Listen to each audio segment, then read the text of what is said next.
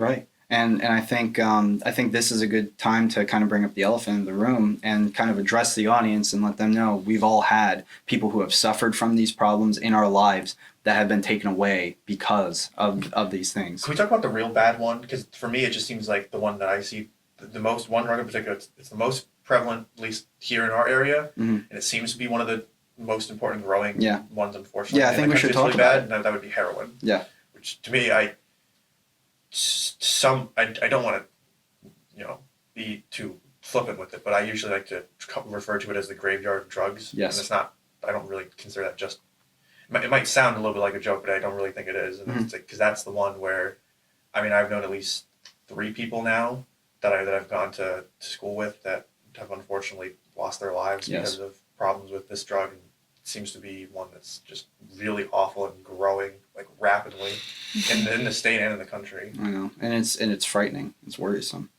It's because unfortunately, like you were saying, it depends a lot on like where you live and what you choose to do with your time. Because if you live in a small town where like there's literally nothing to do, unfortunately, those types of drugs, if they find their way in, then everybody just like flocks to it because it's just something to do. And it always starts off with the smallest things, like just going to parties and stuff. And you see one person do it, you hear one person is doing it, and then the next thing you know, it's like that whole group of friends is doing it, and it's so scary, like how fast it spreads, honestly. And it's scary because those are always the people who say that they would never do it, but then they're always the ones who do. I also think it has a lot to do with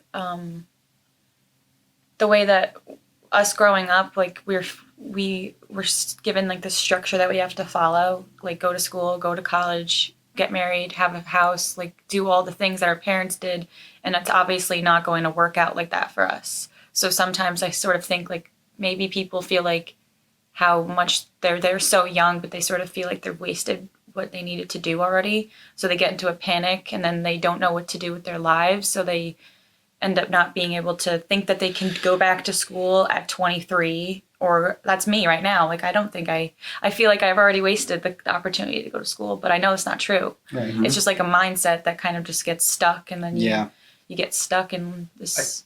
I think some people get guided into that, and then when they feel as though they haven't fulfilled that, it leads to problems in their life. But I feel a lot of people feel that they are in that spot where it's hopeless and everything because they've been brought up to believe that the supreme things, like the cornerstones of their fulfillment and happiness in life, is most likely going to be having a stable relationship, so what's called marriage, or something of the sort, college or some sort of higher education, and career. And Matt and I have been talking a lot about it lately, but we've come to the conclusion, and I've really come to think that I don't think that necessarily those 3 things should be held up as the cornerstones of happiness for the general people. That's certainly what we were told growing up in high school. Like, that's the most important thing. You do this in high school, then you go to college, you make friends, then you have a career. That's the cornerstone of your life. You have a career, profession, that's you. And then down the road, you get married, have kids, like you were saying. And that's what we're told to do. And I feel as though people think, it's not that they think that they should or shouldn't do those things. They think as though that's the formula guaranteed for success. That's the only way I'm going to have a happy, fulfilled life. And, that's and if not anything true goes for off everybody. path, then you're not. Then you're deemed as unsuccessful. Then so then they're 23 and they're like, oh, I didn't go to college. And it's like, well, the truth is, like, that doesn't necessarily matter incredibly to you, depending on who you are as a person. So, but people think they're like, oh, well, I didn't go to college. I'm 23. I have no time. It's hopeless. I'm never going to get a career that's going to pay well. I'm never going to have enough money to have a good, comfortable life. So what's the point? I'll just make myself as comfortable as I can be in this moment in time. Right. And then you start. And the things you all listed there, the marriage, the career and everything, those are all things of connection. But there's other ways to find that connection into something you're passionate about, or an activity or a sport or something like that. And with all of these, with people struggling with addiction, what kind of solutions do you guys think? I think a big one. Not to cut you off, but I think a big one is relying on people who you trust the most on love. I feel as though you made an excellent point, when you said they get shunned from society and people don't want to deal with people who are on drugs. They kind of get tossed away. And I think if somebody really has a problem and they're struggling, the best thing that they can do is seek help. And the people who will help you the most are the people that you're closest with, generally, most of the time. Your family, your closest friends, maybe even your coworkers if it gets down to that level. And there are some people who don't have that.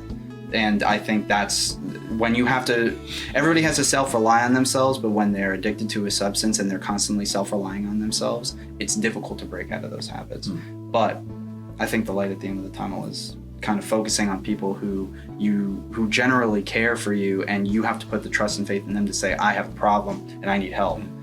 That's really good advice, definitely, for people, but I can see how that goes when it comes to what people think, that they feel like their families and their friends are going to turn them away and abandon them, but that's not the case, and that's how most people think. So I don't see that being like the first option, but that should come definitely.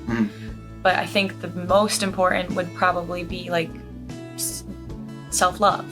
Like, I would agree with that for sure. And figuring out that you are like what it is that you need to do for yourself, and like knowing that you are important, and you having people in your lives that are so important to you, and you're so important to them that they need you to understand that first, and then you can You're find absolutely out right. That's very true. Yeah. Because the problem is not, it's not shunning them away. The problem is not to cut the ties with that person. It's to still show them that you love and care about them, and you still care about who they are. Yeah. And like it doesn't. Oh, I'm so sorry. I didn't mean. No, to cut you you're off. good. You're good. I was gonna say, and it doesn't hurt to like. I always say this. Find a hobby. Like honestly, try so many different things. Like Bridget just got me into painting. Honestly, it's like the most relaxing, calming, because you feel like you have like actual control over something. But it could be so many different things for other people. Like even if it's just doing something small, like you've never been skydiving, go skydiving for the first time. Like go get outside. Yeah, go outside, take a walk. Like go to the dog park and just like throw some balls at dogs. Like That's kind of that's a little weird, maybe. But to your little- point, it's like little take care of things, yourself and have positive experiences. And my mom always tells me, well, she used to tell me to do this, and I actually did, to like actually at the end of the day write down, like either mentally or physically write down a list of all the little things that you were grateful for that happened that day. Yeah. And it just makes you like so much more positive overall, and I feel like that's like That's a what you good were saying, idea. self-love. Yeah, it's totally coming down to like go Miss Kim. finding happiness in yourself. That's what it is. It's all internal. Because we've all talked about this today, but it is all internal. It's an internal struggle. It's using an external substance, but the struggle is still internal. This is why people are alcoholics. It's why people get addicted to drugs. It covers all bases. It's a whole all journey. internal. Yeah, it is. It's a journey, and you have to break through from that. So I think self-love, and getting those hobbies, and at the very least, acknowledging that you have an issue and that you need to seek help from something. You either need to help yourself or you need other people to help you.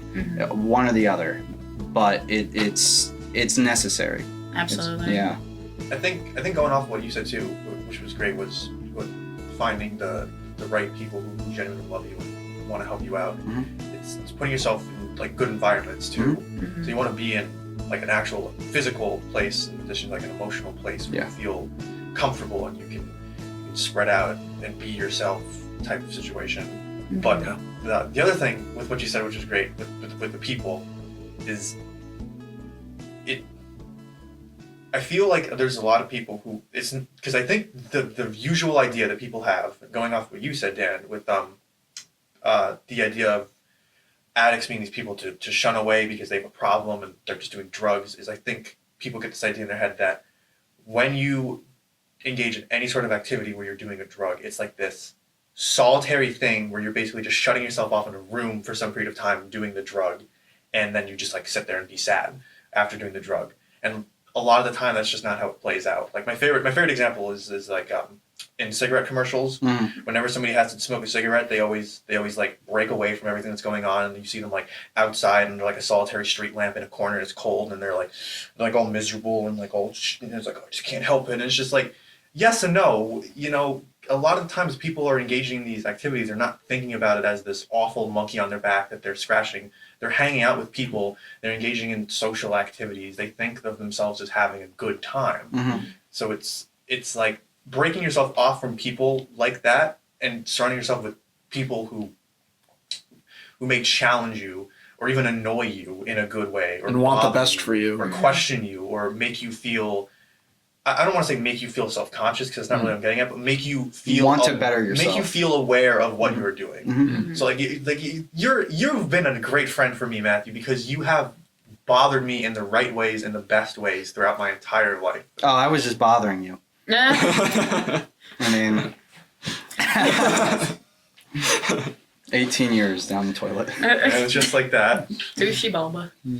So something interesting that I believe it's Sweden is trying now with as a potential solution to this opioid epidemic is they actually are legalizing it in hospitals to get people who are struggling with this issue to, if they feel the need to go in and do a dose that won't kill them so they can continue on throughout their day. This sounds similar to, I don't know too much about this, but aren't there areas in, I'm going to be like really ignorant, but aren't there places where countries will do a thing where they basically have like designated areas where people can go to engage in activity where they can do illegal drugs? Something like that, You know what I'm yeah. talking about? Yeah. Ooh, I haven't You know heard of what I'm that. talking Sounds about? interesting, Yeah. though. See, I just don't, that's, the thing you're describing sounds similar to that, and I'm sorry if I'm being so general and I can't No, quote it's exactly. fine. That sounds more like hospital protected. That sounds kind of like recreational, Yeah, chilling but- such. See, like, I Sorry. can understand the thought process behind that, but okay, I'm trying to be careful here. For me, I don't think when you legalize something, you automatically stigmatize it or condone it. But I think that a lot of the time when stuff gets legalized, as a side effect, unintentional consequence of that, whatever you want to call it, it inadvertently starts to get stigmatized. Because when you make something legal, it's as though if somebody's about to do an act and they stop themselves and think, I don't know if this is legal, I don't know if this is going to break a law.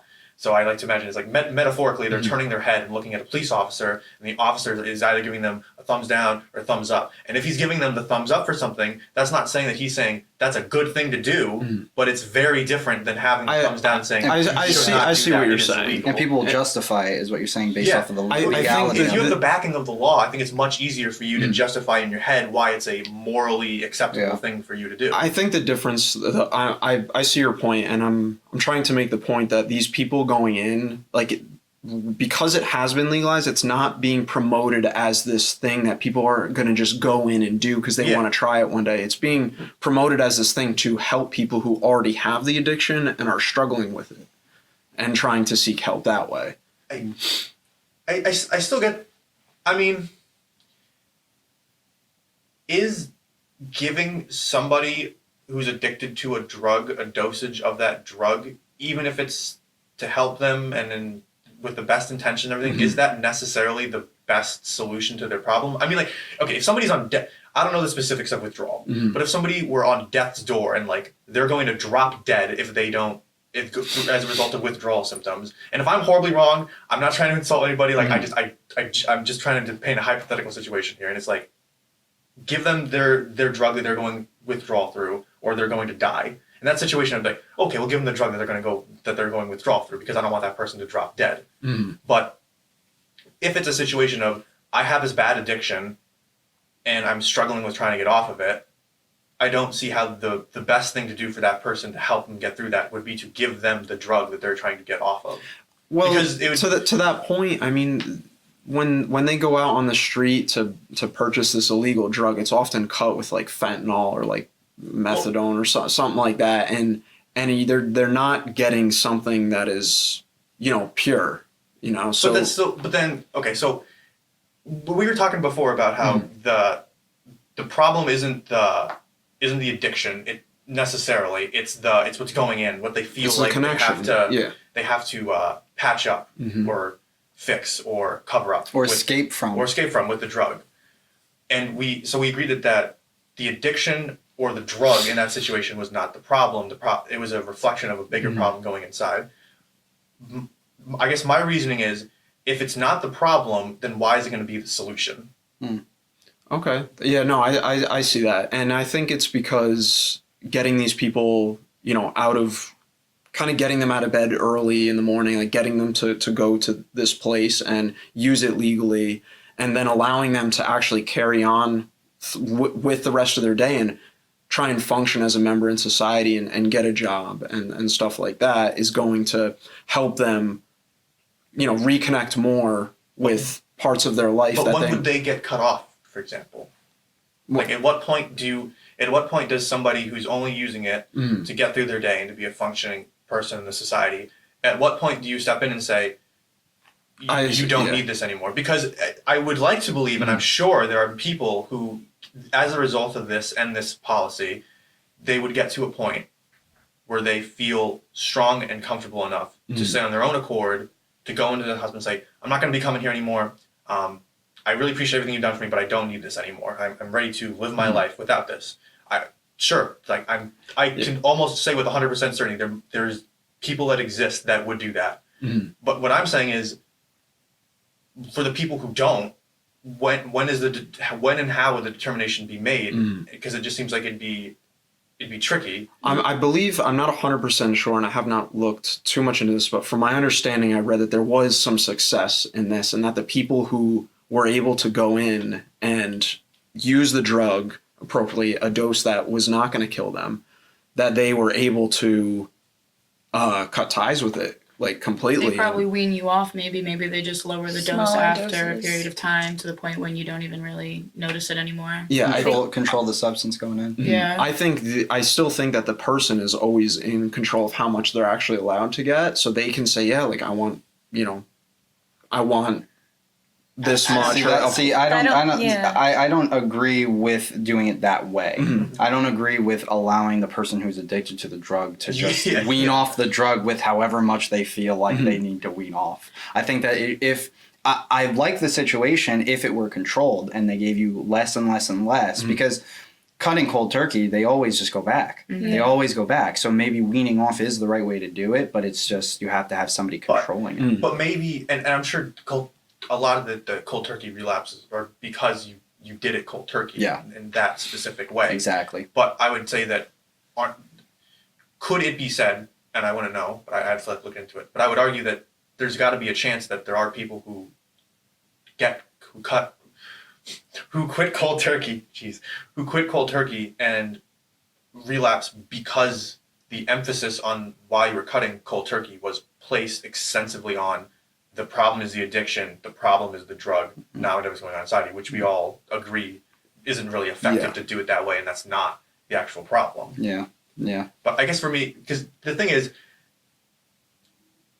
so obviously we can assume that there's good people who would use this policy, whatever, and I don't want to paint people in broad strokes, groups of people, but then I would have to assume that there is some small percentage of people who would be willing to take advantage of such a program, and I could see ways very easily in which people could.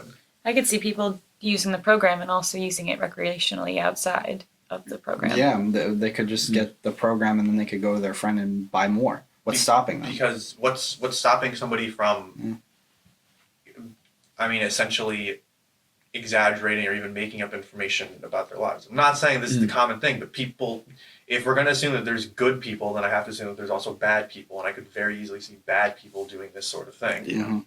Yeah. Heroin is definitely the worst, especially in our area, as you said. Definitely. And it's gotten to the point where we have lost people that we went to high school with because of this drug. Yeah. And it's people that we've known very closely in our lives because of this specific drug. And there have been a lot of raids. There have been a lot of busts. There's a whole market in the Northeast just on heroin alone. And it seems as though it doesn't slow down or get diminished. It just seems like it's getting worse. So